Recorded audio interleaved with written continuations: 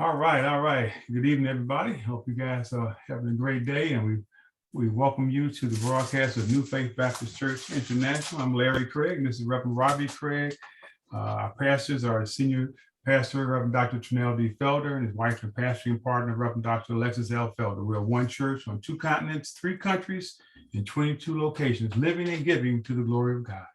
Please visit us on our website at newfaith.org and join us as we share the love of Jesus Christ, God's Son, with the world until all have heard.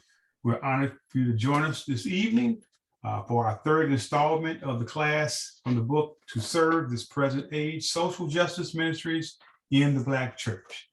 All right, so let's get started. Let's open up with a word of prayer. Gracious God, our Father, we thank you for another chance. You've taken us to Thursday.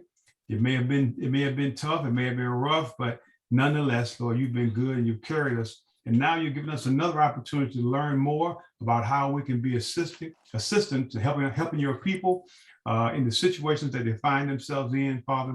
We pray, Father, that we'll be able to make an impact in the area of justice, not just in our communities, but countrywide and worldwide. We thank you, Father, for the leadership that each of us are that receive, Father, as we go day to day. In Jesus' name we pray. Amen. Amen. Did you want to start out with your stuff? Okay. And so what I thought would be good to do this evening, I know we're supposed to be covering chapters 5 and 6, but I'm doubling back to chapter 4, which is going to cover some of the stuff in chapters 5 and 6. Because I wanted to look at page 57.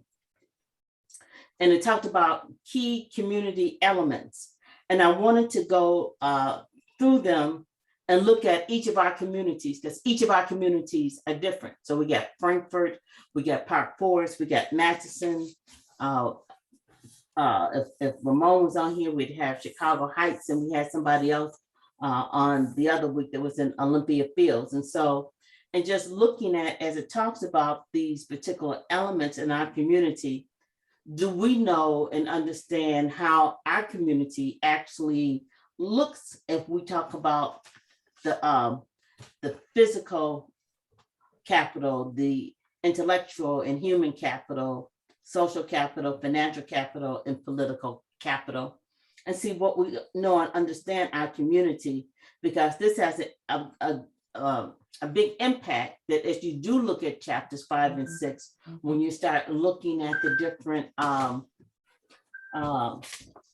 issues that you need to address or want to address, this helps you identify that.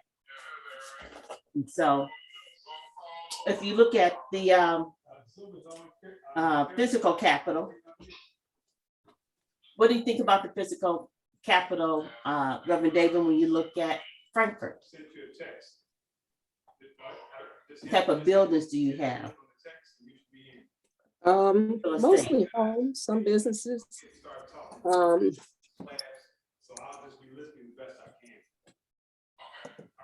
I'm not sure what they're looking for when they talk about different buildings. And so I think that within Madison, I think we have minimum 20 churches in terms of buildings. In terms of manufacturing, we just got Amazon. Other than that, we didn't have any buildings of that nature. If we look at other types of buildings, we have a lot of we had a lot of retail. So now we have smaller retail stores that are still left in Madison. We're no longer a food desert, so now we do have a grocery store. If we look at any municipal buildings, we have the village hall, we have the police department, and we have the fire department, and we have the Madison Community Center. Cook County did, let me close this door because Larry's voice carries, think about that. Cook County did have a site in which they were doing vaccines out of, but they're also looking at opening up another building where they're looking at putting in some type of digital corporation and look at the digital capital that we have. And then we also have, when you look at, what's the painting store that's on Cicero? We have 2 big painting manufacturing stores that are in the village of Matheson. So those are the type of things that they're talking about when we talk about looking at the different buildings that we have. And those buildings, of course, drive, when you look at them, you think about the type of revenue that they drive. And if we look at homes within Matheson, we go from low to mid to high to very high income homes in terms of a cross section. So does that help? I'm thinking about it. Yeah. And Yeah. it's probably unfair to you guys because I started researching this when I started my project. So therefore, I have a good understanding of what we do have. How you doing today, Sandra? You're on mute. Good, how are you? Okay. There we go. And which community do you live in? We're looking at chapter 4, and we're just trying to see if we can identify the key elements of each of our communities. I live in the northwest side part of the city in the Hermosa neighborhood, which is close to Logan Square. Logan Square. Okay, so you're in the city. Okay. Yes. Okay. So what do you think, Diamond? What about your community? What does it look like? Yeah, I'm not sure. I would have to do some research. I'm newer to the area, and I can't put a grasp on how many churches or how many, what's in the community. And I think that Park Forest at this time, you guys do have a grocery store now, right? Isn't it more of a fresh food market a facility that you have right now? I don't think so. I go to either like Chicago Heights or like what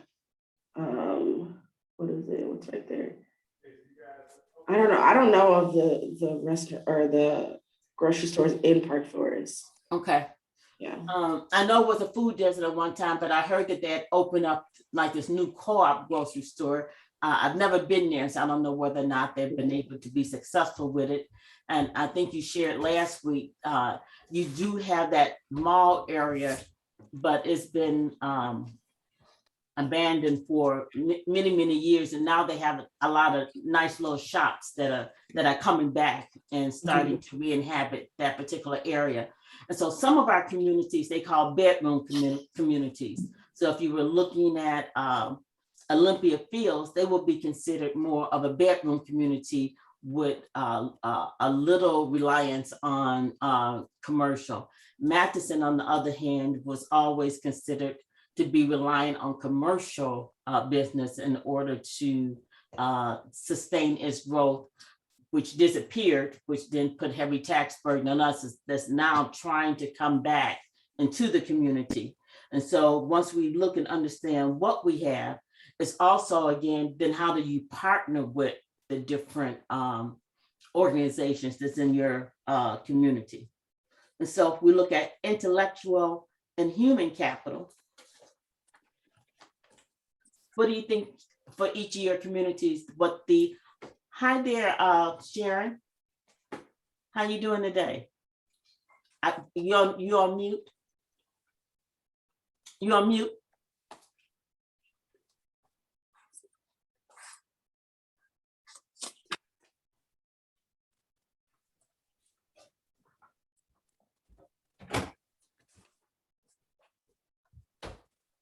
Mute. Okay, now can you hear me? Yes. Oh, How okay. you doing? Great. Hi, good evening. George and I are here and we're very excited about this evening's discussion.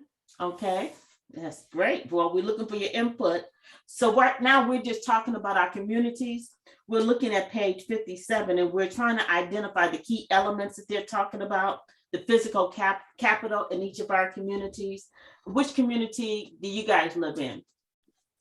We live in Olympia Fields. Olympia Fields, okay. Mhm. So I was just saying, as you guys were getting on, that was considered, or that is considered a bedroom community. So they rely heavily on real estate taxes even though they do have commercial buildings in there, but you guys have a huge advantage because you have the hospital there. And with the hospital, you get a lot of revenue, and the businesses that you can bring in that's around the hospital are real advantageous as well. I was about to sneeze. Okay. So then we were going to human capital. What do you think about human capital? How are communities impacted by human capital? And so when they talk about human capital, go ahead, somebody was about to say something. Those would be the citizens that actually help to attract certain type of ventures and activities into your community. Mm-hmm. And that would include, let's see if I can think of some examples. Would Homewood be a good example? Cause I'm not familiar with that term. And so we're just acquiring the book, so we haven't really had a chance to delve into it. Okay. But can you give me an example of human cap? So when they look at when you look at your community, who resides there? Mhm. So we have in Matheson, we have low income, middle income, we have middle class income, and then we have high income, all in the same community. And you can basically identify just based on the different subdivisions that they have and how the houses range in costs on the various subdivisions. You can also look at it from your census data, looking at levels of education. So it's going to show you how many people within the community have college degrees, have higher education degrees. It's going to show you what the average income. And so if you were to look at Matheson, I think it's like 100,000. If you would go to Frankfurt, it's probably like 125 or higher. Mm-hmm. You look at Olympia Fields, I think it's like 110. You look at Park Forest, it's probably like 75 or 80. So they look at, you getting your steps in? Oh, you're trying to help me out with water, thank you. So they look at all those different things to determine, Mm-hmm. so you can know, as you're addressing different issues, understanding your community is going to be really pivotal in looking at those different things, because we talked a lot last week about the different political structures and how they impact our community. But they look at the human capital and what we have in terms of influencers, in terms of how we interact, how they interact with the community. Mm-hmm. And then it talks about the financial capital. Who has the Benjamins, of course. Where's the money? Where's the real influence in the community? And then it talks about the political capital. And so for each of us, do we know who's in office at every level of government within our communities? No. Okay. And so, and that's real important for us to know, because if we want to move any of these areas, Mm-hmm. those are the people that we have to work with in order to move some of the things. And so I know that when I first went to start volunteering with Community Renewal Society, the first thing they asked us at our first meeting is like, who is your, and the levels of government are different in the suburbs than they are in the city. So they want to know who's your mayor, who are your trustees, who is your state rep, who's your senator, who's your congressperson, who's your state senator. They ask you who runs the Springfield. So who's the head of the Senate in Springfield? Who's the head of the House in Springfield? They want you to be able to answer all these different questions so you know where the power lies within your particular community. So who can name all all their reps in their community? I can't. Mm-mm. I can't. I used to be able to at one time, but as of late, I can't say that I'm. Let's see, we know, what's that guy's name? Stony Brook is our mayor. Yes. And then our state representative is Debbie Myers Martin. And let's see, we did know some of our representatives on the school board, but I know that election changed things recently, so I don't know all of those members now. But, well, at least I think we can name two. Our state rep and the mayor. Okay. And so then your state senator is, I don't know how I can forget his name because he drives me. Mike Hastings. Well, all of our state senator except for Sanders is Hastings. Debbie Myers Martin is my state rep. And I believe Debbie Myers Martin is your step rep too. Right. Yeah, she was one of the two that we named. Because I know she goes all the way to, is it Monique? Far west. Yes, far west is Monique. I think she's just on the other side of Frankfurt. And what's interesting is that within the town, the furthest west town that she's in, that town and that mayor said that they don't acknowledge her as their state rep, even though that's who she is on paper. They only look at the senator that takes care of the other part of the other western suburbs that are further west with people who don't look like us. Oh, Okay. Which makes What about Robin Kelly? Did we leave Robin Kelly out? we left Robin Kelly out. Yes. Robin Kelly is our congresswoman. Okay. Because Been to her office. I said I've been to her office. you've been to her office, yeah. Is she still in the Holiday Inn building? To my recollection, yes. Okay.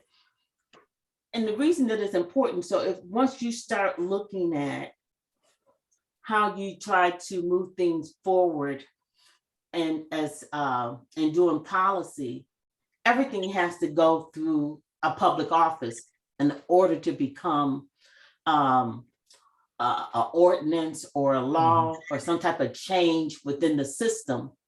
And then you'd have to know how to work with them in order to get things passed. Because the book suggests when it talks to you about, have anybody, you said you sat down and talked with the Robin Kelly before and Debbie Myers Martin. Her gatekeeper, that was my goal, to sit down and talk to her, because I'm a businessman and I was trying to establish a relationship with her, but her quote unquote gatekeeper we didn't quite see eye to eye, so I didn't even get a chance to meet with her. Okay.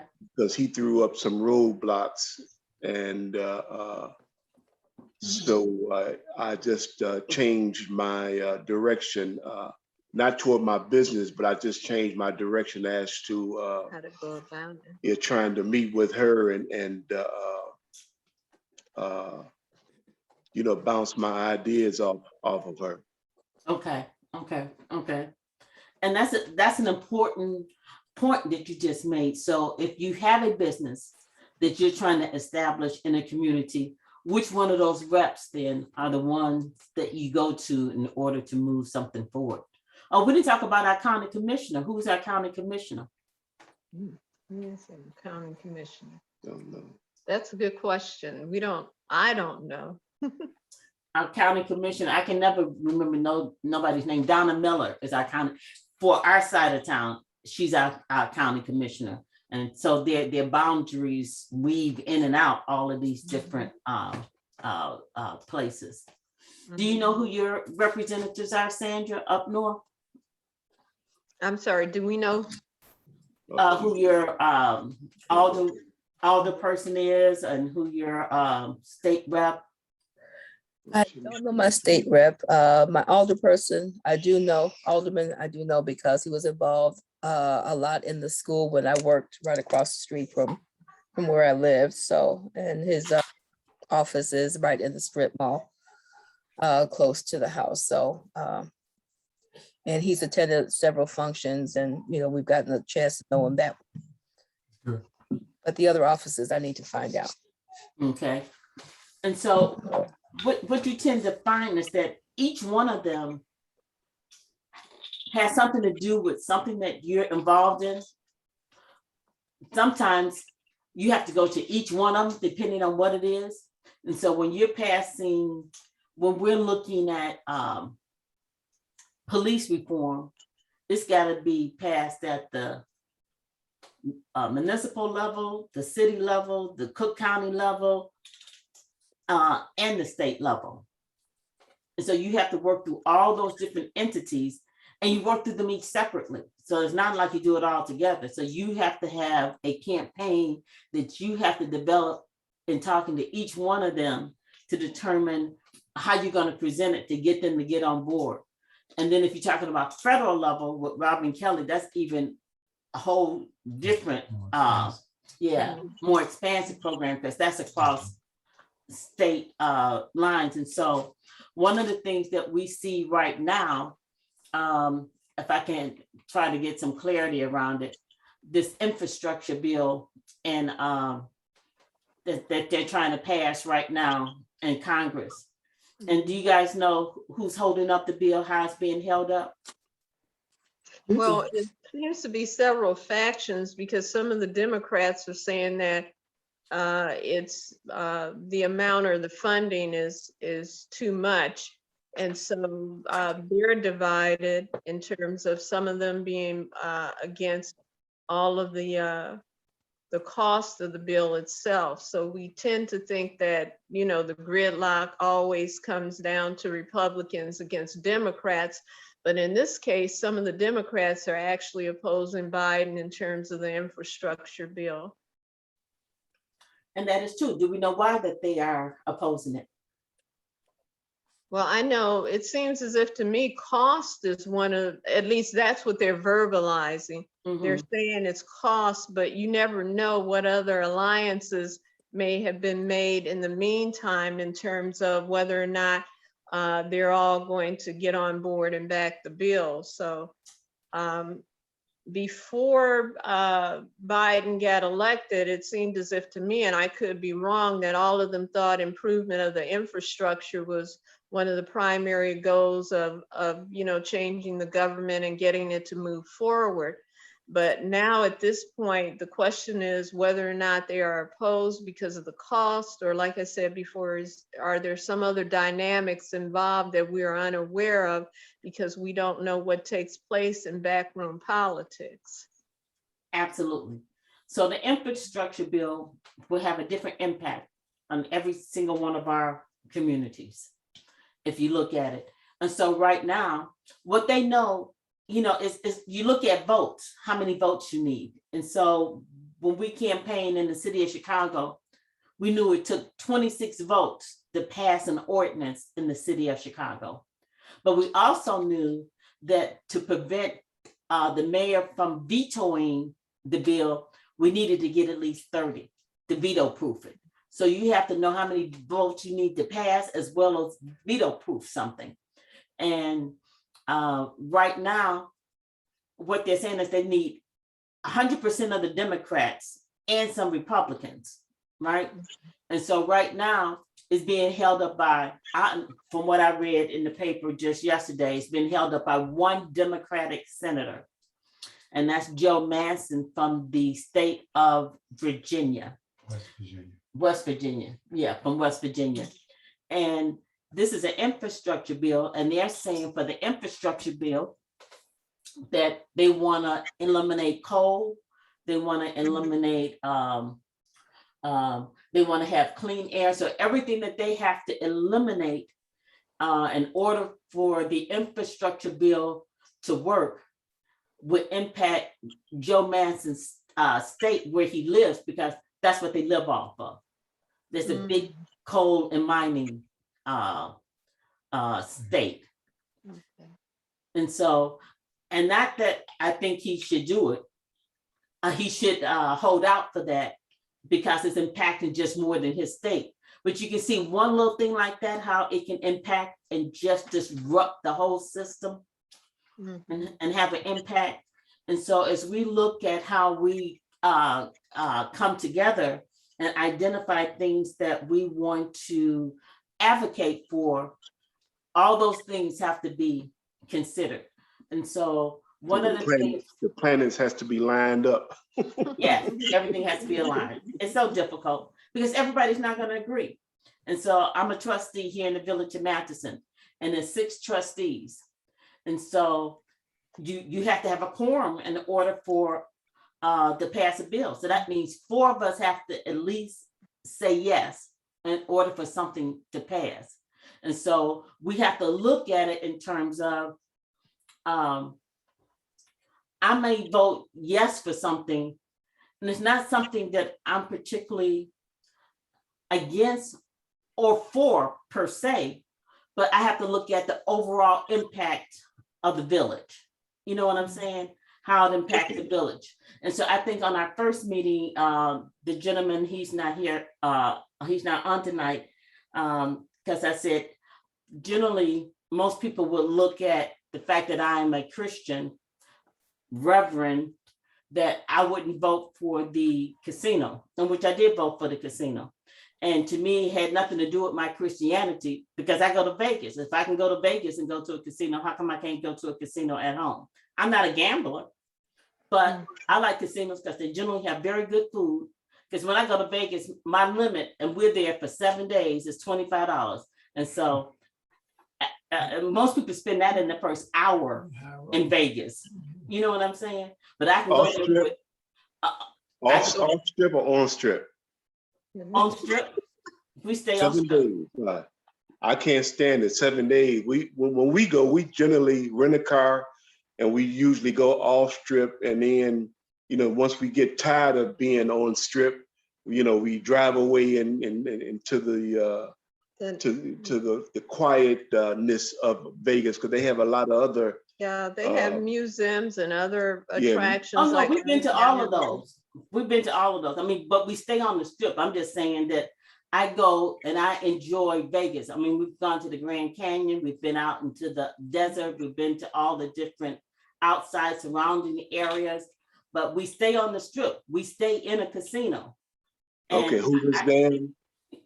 Oh, yeah, she I've said been they've been there. Hoover's Dam. But let me ask this, Reverend Robbie, and I mean, I know we talk about representing your constituency, and this particular guy, Matson, or I don't even know the guy's name, but Matten, he's voting or leaning toward voting against this because, quote unquote, his constituency are backed financially by the coal industry and other things that would be eliminated or diminished by clean energy. Mhm. But since we all have to live on the planet, and his state is just one state, at some point, where do we actually look at what is good for humanity as opposed to what is good for just the little area that we represent? Now, of course, I know that at some point he has to get reelected, and so the people that he represents are going to determine that. But in the big scheme of things, you can have, and this is just an analogy, you can have all the money in the world and have the best job, but if the planet is destroyed, where are you going to live? Absolutely. And that's why this is so important, what we're talking about, because it's organized money and organized people. The organized money people are doing things that impact their money. But as organized people, we can do things that impact our communities, but we have to come together to be able to do that. And we have to understand that one vote counts, no matter where it is. if you look at, as we watched the presidential race and we watched those 2 Senate races, I know everybody was glued to the TV every morning to see where we at now. Oh God, we're 5 over. How many do we need to be over so they don't have to, so they can't contest it? How many, each state is different. And so that's why it's so important that we engage and be in the process and vote. And we know a lot of people don't vote. I know a lot of people don't vote because people, either religious reasons or people don't think it has an impact, but it does. And as we come together, those are things that we look at. So if we look at chapters 5 and 6, then it tells you to look at what are some of the things that are very important for you. And the one thing that we have done consistently out here in the South suburbs is had candidate forums. And so, and we've had them at New Faith, we've had them at Victory, Democratic Women of the South suburbs, concerned citizens of the South suburbs, all have had different types of candidates forums, and we will start having them again because there's another election coming up, midterm in June. So we'll know who's on the ballot so we can be educated. All we can do is educate people on who's on the ballot so they can make an informed choice and who they're putting in office. And we're not gonna always all like the same people for different reasons. I know we live in the same household, but there have been times when we didn't vote for the same people based on, how we looked at that particular candidate, but that's okay for us. We're not the type of people who say, because I vote for it, you got to vote for it. Now that's very different with my granddaughter because she lives with me. So for her to be able to stay here, I write out who she need to vote for, and she got to bring me back the ticket. Now I can see that she voted for my people. That is terrible, but she don't know who to vote for. She just said, "Grand, who am I supposed to vote for?" I'm like, "Hear the people. Make sure you vote for these people." But you see what I'm saying? We think it does not. A lot of people think it does not have an impact, but it does because there's so many variables that go into that decision. And I guess when you're in that position, you may think that you may do something differently, but now when that burden is on you, and I look at it, when I became the executive director of Community Renewal Society, and I worked in the big corporation because I worked for Citibank all the time. So therefore, I had although I ran a branch, I still had to follow all their rules. I had to do everything in the way that they say it had to be done in order to maintain my job and run my office and be successful at my job. But as an executive director, then I was the one who had to establish the guidelines, the rules, and make the decisions of what happened. There was no place for me to go. There was nobody above me. I had to do that myself. It changed my decision-making process radically because now I had to own whatever happened in regards to that decision that I made. And that's what happens in politics. When you come together and make that decision, you got to own it because it impacts God knows how many people that you never think about. And so our former state rep, who I will let remain nameless, but he used to work my nerves. So when I first started doing community organizing, he was the first person that we went and sat down in front of, and we did everything that the book said. We had a fact sheet. We knew exactly what we wanted him to do. We were asking him to vote in regards to issues where people who were formerly incarcerated, you had to check the box to say that you were formerly incarcerated. And that would deter people from even giving them an interview. So we wanted to ban the box. We also wanted to end stop and frisk in the city of Chicago. We wanted to end a couple of other things. So we went and sat down and stated what we wanted. And this was his response. And this is how he did it. He sat back like this. He said, "I know your church. I know who votes for me in your church. And his other product, as I stated, looking at where we're located, was in Will County. He said, those people are the ones who come out and vote for me. So my alliance is with them. I was like, really? I said, okay. And then he came in, we had a second meeting. We gave him the agenda. He said, no, we're not going by your agenda. This is what I'm going to talk about while I'm here. I'm like, oh no. Because the first meeting we were at his office. I said, oh no, now we meeting in my territory. This is at New Faith Baptist Church. You're going to go by my agenda or we're not going to have no meeting. But people, again, they're going to vote according to their alliance. And that's what they do, because those are the people who keep them in office. And so there's a saying about, and it states it in this book, that they don't vote because of it's the right thing to do. It's the alliances that they build that they have to maintain offices. So we have to know and keep in touch with our elected officials so we know what they're doing and whether or not they're voting according to the needs of the community. And if not, we have to be prepared to move those people on. And it's not easy to do that, because now it's not just what you think. Now you got to get enough people. You have to know how many votes that it's going to take to move that person on the ballot and put a campaign together to do that. Does that make sense? Yeah, it makes perfect sense. You see how that works? Yeah. When I lost the first election that I was in for mayor, but for me to be, wait a minute, something just happened to my screen. I don't know what I touched. I'll take this back up.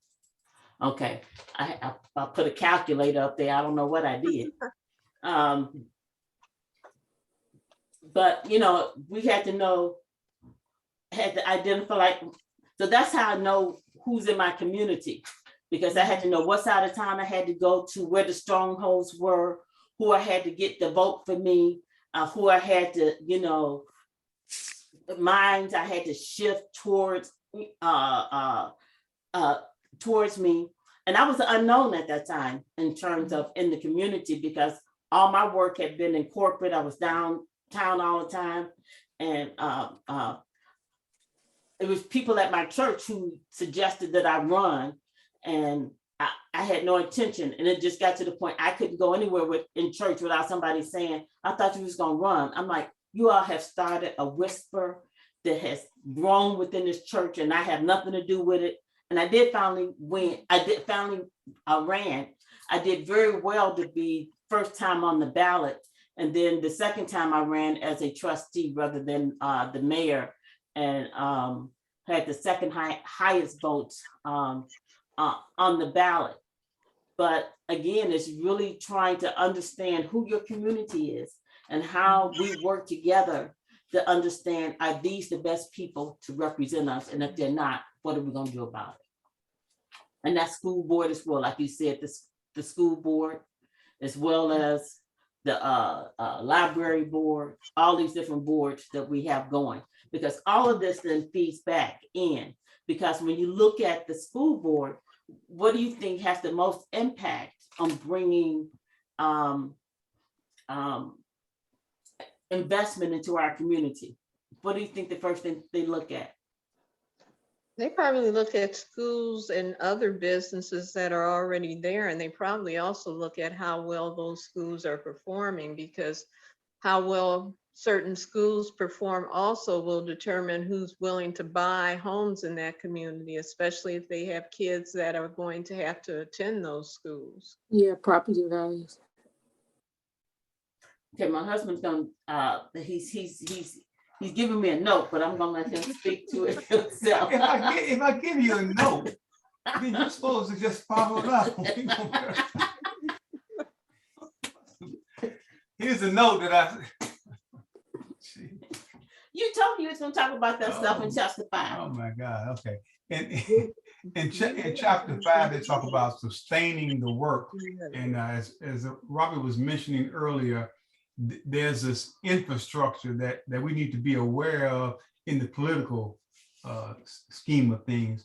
But then for us on our level, on the base, on the ground, we need to have an infrastructure in order to do justice.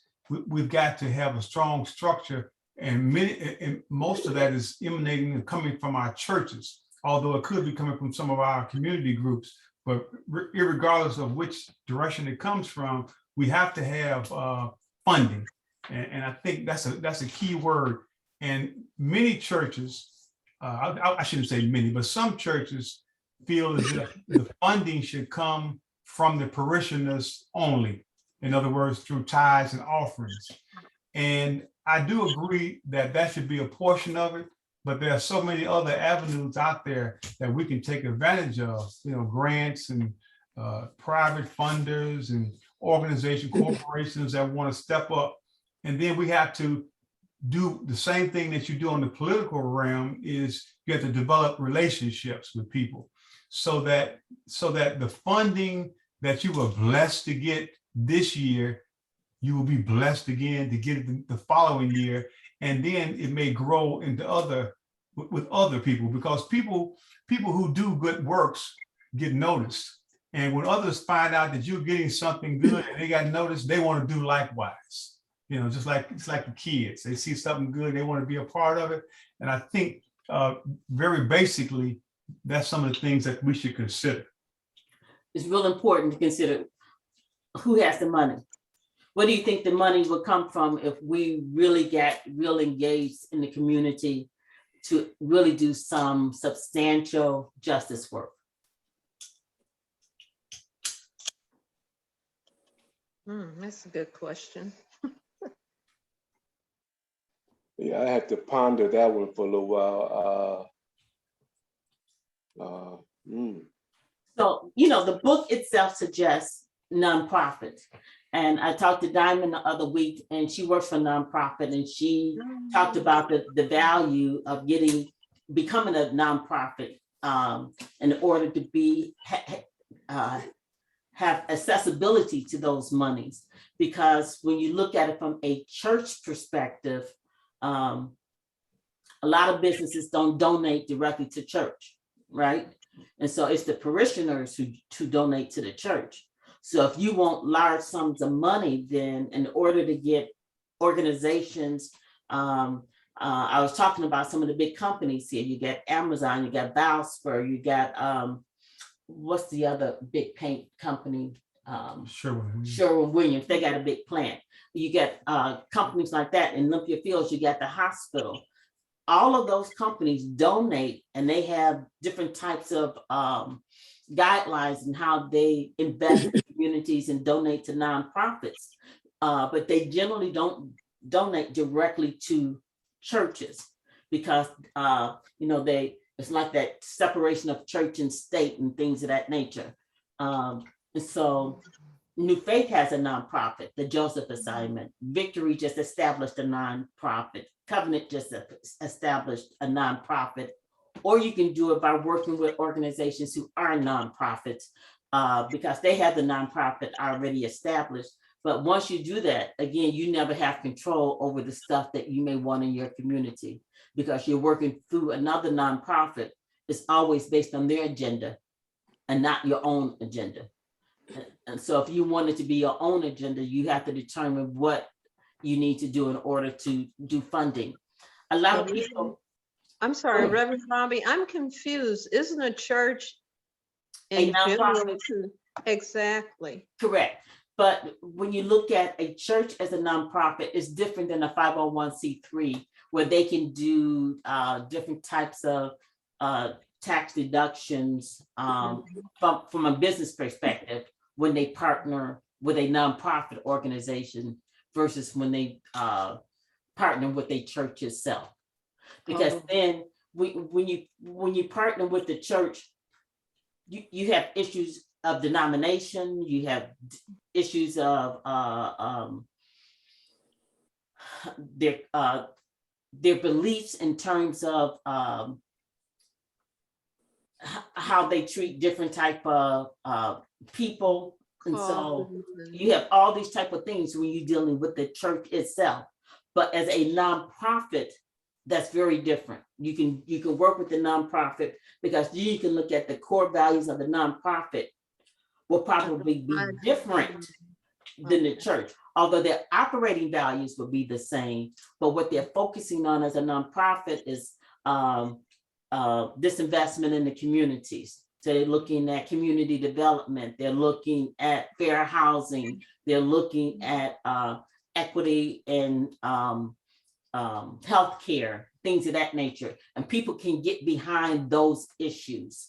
You know, food deserts, people can get behind those issues. But when it's for the church, and you just give it to the church, now you're giving into the church, and you're with all of their how they operate, paying for their staff, their operations, their building, their different things, if it's going directly to a church in that regard. You see the difference? And so that's one of the differences. So the more you can specialize, especially when it's a nonprofit, then you can access that type of money. And so a lot of churches don't like to have government money, because when you get government money, government then puts another layer on that, because now they're going to scrutinize whether or not, when you're using, if it goes directly to the church and you use it for social justice, none of the money can be used or even appear to be used for evangelism, that you're out there using it to bring saving souls and things of that nature. They have to make sure that you're not doing that to, in order for them to get a house, you can't say they got to come to church and come to Bible study. You can't be proselytizing with the folks that you're trying to help. It has to be strictly a separation with that. Did I explain that right, Donnie? Yeah, I think I have it now. That was good. Yeah.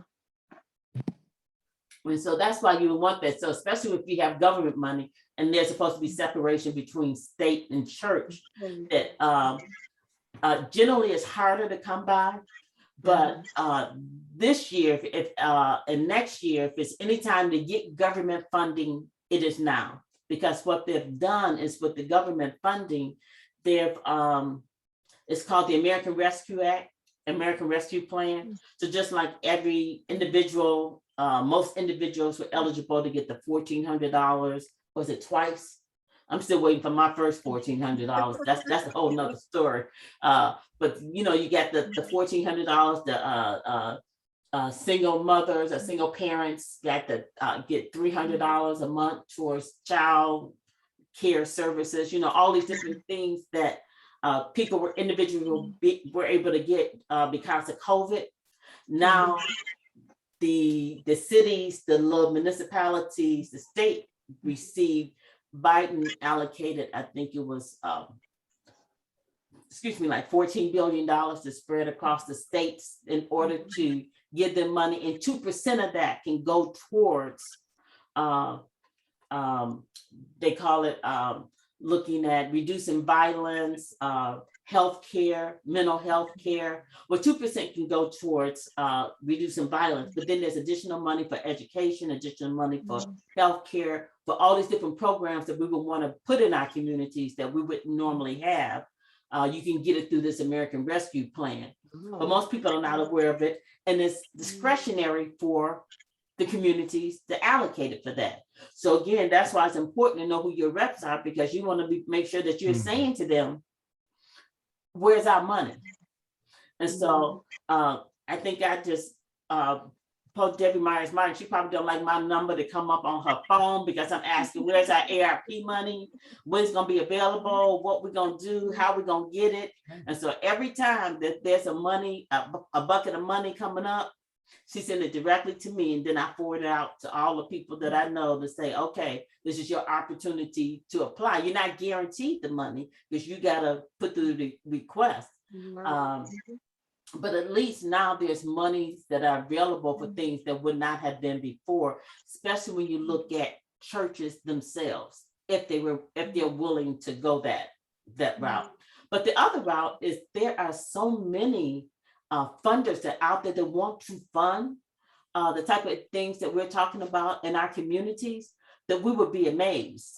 I didn't even know all these different foundations existed and that are looking at these particular programs and will give money towards them if you know how to submit a grant and ask for the money. And it's not that you have to have a grant that every T is crossed and every I is dotted. That's not what I'm saying. And so before, people felt it hard to submit for grants because you have to then be able to justify how you spent the money. Mhm. And everything that you do in that respect was always quantitative. I'm gonna hire 10 people, they're gonna go out and do these many things. And so when you send the money back in, when you at the end of the year, you have to say, well, I hired the 10 people. They went out and got 5 houses for 3 people. You know, you have to be able to justify it. But while I was working, people started shifting grant qualifications, especially as it related to communities of color. And they started using qualitative measures. And so they wanted to hear the community story and put it in qualitative form to say that we want to be able to do green parks because then we can do gardens for our community because they were in a food desert. Or when you have a park out there, it's a place where children can go to, which would eliminate them hanging out on the corner without having any type of structured thing to do. You can do more qualitative type things and get money for that if you can tell the story right and be able to get money for those types of things. And so when I first looked at it, and I'm not a grant writer, they had a grant person that worked in the office and everything was numeric. And they kept saying, we keep getting turned down. I said, well, let's switch it. We made it more qualitative to tell the story of what we were trying to do, because we were looking at, most people look at mass incarceration and looked at men. We changed the story and the narrative to say more women are being incarcerated today than there are men, but nobody's looking at that part of it. How we impacting women because they're separated from the children are impacted. And when they re-enter, not only do they have a difficult time re-entering society, how do they re-enter, take care of the children and work at the same time? So when we pointed those stories out, more people were open because they were like, oh my God, you're absolutely right. So we needed to come up with programs that fit those particular scenarios that you could not quantify just in numeric numbers. And they were open to that. And so you can look at qualitative ways and they're more willing to look at that. And it's difficult for them. I mean, because they're used to the everything had to be quantitative. And they did workshops and I went to the workshops. And so one of the people asked, what do you do when you reject us? Because you're just used to the quantitative. And they said, hold us accountable. And we held them accountable. So when they came back and said, you need to do more of this, we said, we can't do more of that because this is, when you're developing and building on a program, you don't always have that type of data to be able to do it. And they were willing to go along with us. So sometimes it's just, to me, I always say, I don't feel like I'm being rejected when they say no. I say, it's not yet. Okay, let me call you up and figure out, okay, what is it that you're looking for? What haven't I told you that you want to hear so we can get the money? And so, but that's up to us to be able to then put those things together and do that. Did you have something else on that page? Did I get everything? No, I'm just going to say that, I mean, you know, you think about individuals who have made impacts in terms of social justice. You look back in history, of course, we know Martin Luther King and so forth. But you know, you sometimes we see pictures like of Mahatma Gandhi, and it appeared we see him walking. You know, we used to see him walking in all these areas of economic despair and so forth, and we got the impression that he was doing this by himself. But he wasn't doing it by himself. He had a group of people who felt like he felt and saw the social injustices that were in place. And so I guess there, and then did he focus on everything? No, he focused on certain areas. And so the book in chapter 6 is talking about a couple of 2 or 3 areas that really impact people of color. Black and brown people in particular, mass incarceration, food deserts, which you mentioned earlier, and predatory lending. And I'm sure most of us have had some personal experience with each of those areas, even in our own life or some family member. Some family member. I was a loan underwriter. Has- I'm not doing no predatory lending. Has experienced some of these things. You've seen it in action, or you were a victim of it. I thought of a couple of things. I'll just mention a couple. With mass incarceration, my middle brother, he came in. I was a little guy. He told me, he said, I'm gonna be gone for about 12 months. I said, yeah, what happened? He said, I got into some trouble. I'm gonna be gone for about 12 months. And when I come back, I'm gonna tell you something. And so he was gone for 12 months, just like he's actually about 11 months. He came back, and first thing he said to me was, where I just came from, you're not going. And I said, yeah, I agree with you. I had already figured that out, that I wasn't going there. I don't know exactly what went on there, but he was insistent to let me know. And so I'm saying that there are certain things out there that hinder greatly the advancement of our people to receive the justice that we want them. In other words, let's not be in denial that mass incarceration is a big thing in this country. It's a big business. It's a business. And so they've sort of taken the focus off of building more jails, but they certainly are filling up the ones that are present. And there seems to be so many laws that we have to fight against to free our people, not just from the jail cell bars, but for when they get out, how they're able to have a life. That was one piece. And I'll go to the food deserts secondly, and I'll leave the other one for the rest of you guys. But when I was early in my working career, I worked on the west side in the Austin neighborhood. And man, this was a long time ago. And oftentimes some of the kids are, well, I probably won't be at school tomorrow because we're going shopping and we're gonna get all this. They talking about their food. Food was a big thing then. Food was big. And so, make a long story short, what I found out was there was no grocery store in the Austin community. There was no grocery store, and so I found out they had to go to Oak Park to go to the grocery store. Mm-hmm. And it's like, huh? I couldn't believe that. And then once I left the West Side, 20 years later, 30 years later, they still didn't have a grocery store in the Austin neighborhood. Now, they had a couple of pop-ups, fresh markets and so forth, which is good because they get a chance to have some fresh produce, but a grocery store. So some people in the book makes a good point of it. Some people will say, well, you just jump in your car and you just ride to Oak Park and get your food and you come back. Well, it's not that easy for our people. I mean, for some of us, you gotta have a car. You gotta have a car.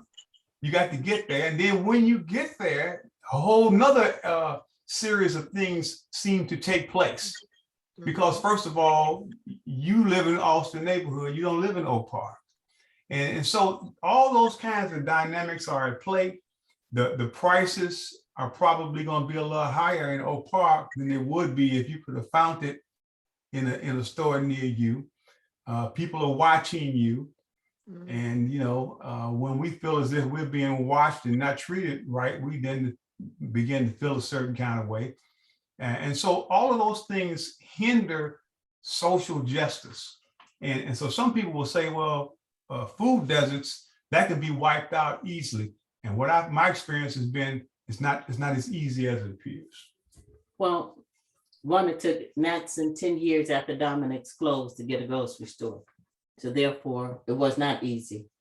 And we had to fight. I mean, that's what the election was won or lost on, whether or not we was going to get a grocery store, right? That's true. Yeah. And so it's just like with Chicago, whether or not they moved the snow off the ground. Ours was based on whether or not we got a grocery store. But when I did, pardon me? Comments. Oh, comments? I'm asking. Was there any comments before we just moved on? Okay, I was go just ahead. running my mouth. Anybody have any comments on that, on those Yeah, couple the of points? Asking food questions desert, on food deserts? food desert issue, like you said, is a very serious one because my parents lived off of Garfield and Shields for a number of years, and all the time, and I grew up there, me and my brothers, and all the time that we lived there, there was never a grocery store, but because my dad owned a car, we would go, outside of the neighborhood to shop. And at some point, their representative was Dorothy Tillman, and she tried to get a Dominick's to move into the area. And the first thing they said was, they're not interested. They have, those liquor stores and food stores. And so the management or the corporate offices of Dominick's didn't feel that they could make money in the neighborhood. And the area that they wanted to locate at was at Garfield and the Dam Rhyme, right there at that corner where that Walgreens is at. Yeah. And finally, there was a Black-owned grocery entrepreneur who located there. They were called the Crystal Brothers. And they opened up this store and it was clean. The prices were great. The first week they opened, I got my parents together. We went over there. We were so excited. And do you know, within a matter of months, that store had closed. And the question was, well, why did it close? The answer was that they weren't getting the patronage. And so I say all this to say that once we try to establish businesses in our own neighborhood, we have to support them. It's not enough for them to get there and for us to be complacent and say, oh, now we have, this Black business. And we could just never understand why that happened, because we just assumed that once that particular store arrived, that people were going to be flocking there in droves, and it just never happened. And that's hard, because when I went to seminary, I did urban ministry. And so I did my my field study on, what was that, 87th and Essex, was that it? Over in the neighborhood. And so I worked at a group home, and then it had 6 young boys in there. And it was strange because where it was located, I just knew they were going to be all Black, but they were white and Hispanic that they placed over there. And the interesting thing was, we were trying to determine activities for them to do and take them out every Sunday, take them to church and take them out every Sunday. And we realized that the closest place that they could shop was either go to Ford City or come out to River Oaks. There was no other shopping available in that area. And the closest place that they can go shopping was a Walmart. And at that time, there were none in the city of Chicago. And so we take some things for granted that other people have absolutely no access to. And so when we moved out to Matheson over 30 years ago, we had more than one grocery store. But once Dominick's closed, I can tell you it was a huge battle to get a grocery store open in the Matheson area. And the owner of Dominick's is the same folks that own what's your all store down there in Frankfurt, David? Mariano's. Mariano's. Yeah, they own Mariano's. We couldn't get Mariano's to come. We couldn't get Jewel to come. We couldn't get anybody to come. I mean, we negotiated with Pete's for 7 years, going back and forth with them. And there were so many issues with that, because once you do get somebody to agree, you pay more for them to come in your community than if they went into the other community. So that was a big thing when people saw the incentives that we had to give or what we had to do in order for them to come over. It all works against us because we're Black, and you can't prove redlining, but it exists, and they use that against us all the time. So even though now we're doing better, you still can't get Class A retail to come into the area. And so, and they'll say it's because everything is online. I don't believe that, because if you go to any other place where they have the appropriate retail, those stores are just as packed as anybody else. People are buying both online and in person when they get the opportunity to do so. And so again, those are the types of fights that we have to fight in order for, one of the things they had in here, they talked about social responsibility, and I'm going to talk about that more next week, but there is a way to hold companies socially responsible in terms of having them do business in your community, opposed to how we have done it in the past, where we've written the letters and marched and have taken those steps. We can see that the impact this year, since George Floyd, with everybody being out on the streets, it gave a good visual where people were reminded of what's going on, but we don't see a lot of action, a lot of things that have happened and taken place because of what people saw. And so we still have to, what do we have to do to move people to action? Is one of the key things. Anybody have any questions? Well, I'm asking them when we have about Yeah, 15 minutes left. I have Go. my hand up.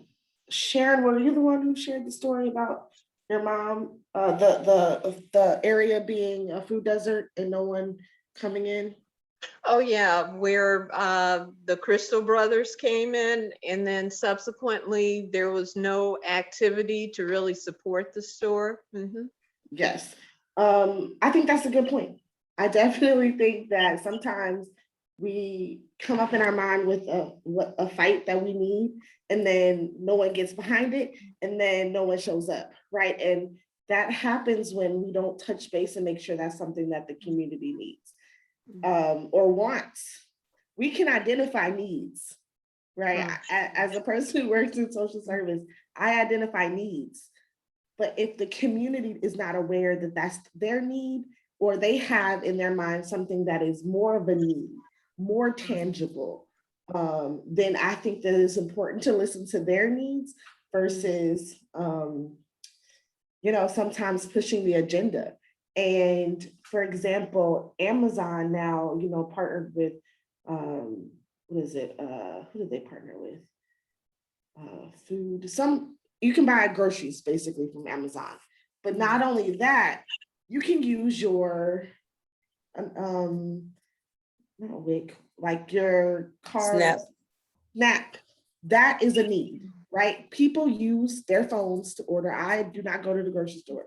They deliver it to my house, right? And so for that to be something that now low-income communities and families can have and use their phone to order their groceries and use their benefits for it, that is what's needed, right? And so, and the guy over at Amazon know what he's doing. He really does know what he's doing. Like, it's a game changer. And so those are sometimes needs. And I know that, I live in Park Forest, and I can't identify any grocery stores we have here, but I know that I can go 5 minutes to Walmart or to wherever else. So I personally don't see it as a need, right? Because I can go 5 minutes in many directions to hit a grocery store. So it does not feel like a food desert to me, right? And so I think that is sometimes you've got to understand, like, yeah, we know, but is that something that's truly cared about? And if not, we just gonna have to throw our hands up, or we're gonna be playing a fighting battle that we're gonna keep fighting for no reason.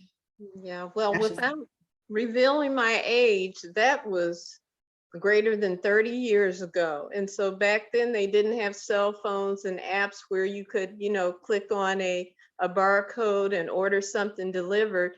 And so for that community, I would say, having grown up in that area, it was a need, but we overcame that because, like I said, my dad was, very mobile. We had a car. We went out. Sometimes it was frightening, some of the places my dad would take us to, because in retrospect, I'm like, we were, possibly we were in neighborhoods where I would have thought the possibility of being harmed was great, but my dad had no fear. And if he wanted a service that wasn't available in our neighborhood, my dad would drive us there. We would pile into the car. And sometimes I think I need to ask my brother if he remembers that, because when it was happening, we didn't realize that, you know, there was such a racial divide and such hatred toward our people. So because we were in a world that our parents had made us feel safe, wherever they went, we felt safe too. And, you know, without being too long-winded, they used to, AMP used to give out these S&H stamps. And my mom would collect those, and there was no place to redeem those in our neighborhood. And we would pile into the car. And my parents would drive all the way out to some white suburb, and they would redeem those S&H stamp books to get, you know, the electric fryers and whatever else they were, you know, handing out. And, you know, so I say all of this to say, you know, nowadays you're right. There are so many conveniences that, you know, physical boundaries may not keep you from getting food, but back then, and like I said, you know, I'm probably a lot older than you are, but we just didn't have that back then. So Yeah, no doubt. And there's another element to it too that I think plays a part in white is great, white is good, white stuff is better. And like I think of that even just in how I was raised. We will drive to the white areas to shop. We will drive because they have better this, or even if they don't, even if they have the exact same produce, the exact same, it's a mentality that a lot of Black families have.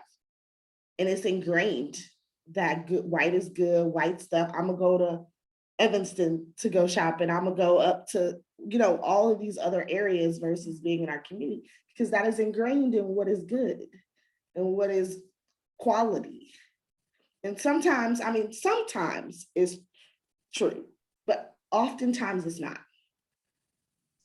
Well, Diamond, I'm glad you're saying that after we have our Pete and Matheson, because I can tell you, they opened up, before Pete's came, they opened up the Marianas in Frankfurt, they opened up the Walmart in Richmond Park, they opened up the Walmart in Olympia Fields, they opened up the Myers and Olympia Fields, Flossmoor. And let me tell you, these people were marching up and down the street saying, we need a grocery store in Matheson. And believe me, they can get to any one of those within 5 minutes, in addition to the fact that we had the Aldi's and could get groceries by mail.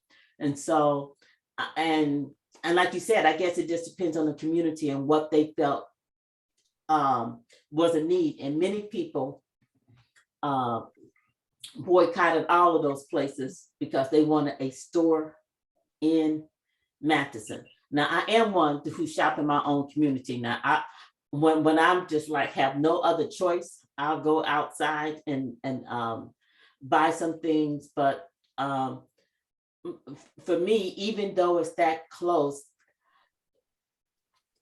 it says something in particular about us as African Americans, that you can open up stores all around us, but when the community is predominantly Black, that we still have to go across the street to get our groceries. I still have to go across the street to get whatever. So I look at it that I want the tax revenue to benefit my community, because every community that I have to drive into, they're the ones who are benefiting.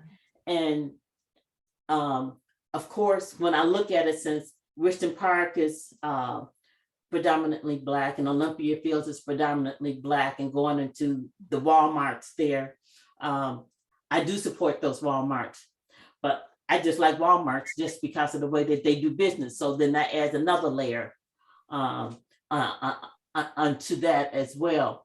And so I think, again, it's just everything that we said is a part of it. And then as you look at the larger community, which things do they want to fight for? Because you can't do them all. We got to set the priority to see what's more prevalent. And as you said, with mass incarceration, they've identified in our community, by the time they get to fourth grade, how many Black people they gonna lock up, which is so sad. And they build communities on that. They build prisons on that premise.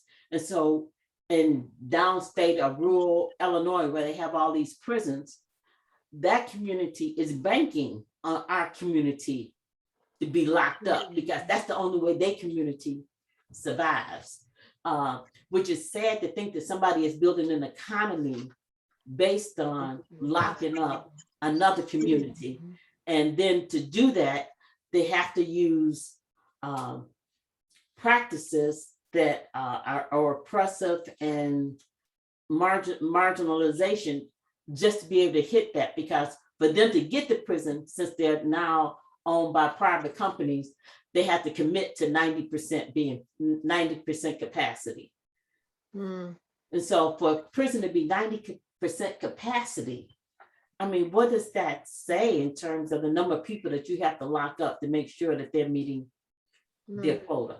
Yeah. So, you know, we seem like we can look and we can solve one thing, and then there's another thing that's hanging out there. And all these things are so important. So next week, I'm hoping to have Pastor Reggie Williams on. Thank you. My brain's just not working. It's halfway there, but that's okay. Pastor Reggie Williams on to give us some insight of him in terms of writing this book that he can give us some insight to, and then looking at narrowing things down. We all, again, in different communities, and seeing what we feel are some of the points in which we need to look at. And I think Diamond is absolutely right. We do have to do, whether or not you call them town halls or whatever, to get feedback from the community to make sure that we're working on the things that's important to them. Because then no matter what we work on, it won't make any difference if it's not important to the community. We're just spinning our wheels, or whatever the case may be. We won't have the power or the influence if we don't do that. And just talk about, where do we go from here with this information? Because we just don't want to put it all out there, and then next week we close the book and say, have a happy life. I hope y'all do well out here in the suburbs and figuring stuff out. So we want to make sure that we're continually addressing these issues. Reverend Robbie, I want to find out, and this is probably not something for the book club per se, but I would be interested in knowing how we got Pete's here, because we really need retail, because in our community, especially in Olympia Fields, to help to support our tax base, because, you know, I know real estate taxes are high for everyone, but we don't have that kind of tax base from any kind of major business. And so as a result, our, you know, real estate taxes are, you know, I won't say they're oppressive, but they're high. And so whatever it took to bring Pete's in, I'm wondering how we can address that from a retail perspective. And I would be interested in knowing more about that, because our current mayor was working on that and he was reelected. And so we'll probably hear more about what he's doing, but I'm just interested in the general game plan of how that took place. So. And how we can get more, how we can get more businesses, not necessarily like Peach, but because I have an interest for manufacturing private jets. So, but I realize Olympia Field does not, or Madison for that matter, does not have the type of acreage required for me to do that, because I do want to do this on a large scale. You know, have a school, have an aviation school for kids, and partner with city colleges. I know, like, you're looking at the south suburbs, but city colleges, specifically Olive Harvey, is doing some work around that, and they even got a plane donated to them. So it would be a really great resource. Okay, thank you. You're welcome. All right. Can they send us a plane to Maxim something? They've gotten a lot donated. They got a bus, like buses donated from the city to them for people wanting to get their CDL licenses. They got a plane donated to them. All right. No, it's good to know. See, we need influencers. We need to know influencers. And that's why I said you need to know who has money. We have so many wealthy Black people that live out here in the south suburbs, and you would know them from anybody else who's walking down the street, because they're not walking around like I'm money. They just look like, you know, I'm just plain old average Joe or whatever the case may be. And you find out they who and they have what now? Oh, how do we get to know that person? You know, how do we get to get them engaged in some of the stuff? So we'll talk about that a little bit more next week as we prepare to close out. I mean, we won't solve it all in these classes. Again, this is just the tip of the iceberg to let people know this is what we need. Now, how do we move forward? And how do we get 5 times the number of people to participate over what we have on here right now? And even though I am working with other churches, it takes a village, not just 1 or 2 people. It really does take a village for us to really work and move some things. And so you were talking about Pat Dow's area just earlier, and I heard her speak this past Sunday where there was no grocery store. And so she said she was so happy at the point when they are no longer on the food desert list. They now have their own grocery store in that area, as well as some other exciting things that they have going on. But as you can see, it's not something that comes overnight. No, We got to be ready years. to fight the battle. These are things that take time. So now he's giving me another note, but this one says time. So I'm gonna just start doing like this. You put the just Take a hint. You just, next meeting is the 3rd Wednesday of November. Is that correct? yes, and if you send me, put your email address in the what is that? The chat. I can make sure I have it to send you the notice, because we met yesterday for the 3rd Wednesday of October, and I would have loved for you guys to be there, but I didn't have your information to invite you, and we didn't have you weren't here last Thursday, and so, which is not a problem, but I would have loved to have been able to make that offer to do that. However, and Sandra, you can join us because we do things virtually. And I know a lot of people in the city that you can connect with. And I was listening to who you were saying about your alderman, but one of the girls who worked at Community Renewal Society, she became the state rep somewhere in your area. So I'm not sure she's exactly there, but we can find out. And if not, it's easy to find out who that person is so we can understand how we work across zones, because I work across. My goal is to the south suburbs, but we connect with people all across the city, and it's now 8:28, so I have to stop talking. Any other questions real quick? Thank you, guys. I think this has been a very good and rich conversation and discussion, and just understanding how this whole thing works. And thank you guys so much for all your input. okay, so as we close out, if you do not know Jesus Christ as your Lord and Savior, we want to invite you to receive him through your heart today. Please repeat this prayer after me. God our Father, I thank you for Jesus. I believe Jesus Christ is the Son of God. I believe Jesus died and rose again. I believe my sins are forgiven because of his sacrifice on the cross for me. I receive your love, your hope, and your forgiveness in Jesus' name. Amen. Amen. Okay, I got to remember to stop the recording. Oh, wait a minute. God bless. Thank you. Thank you.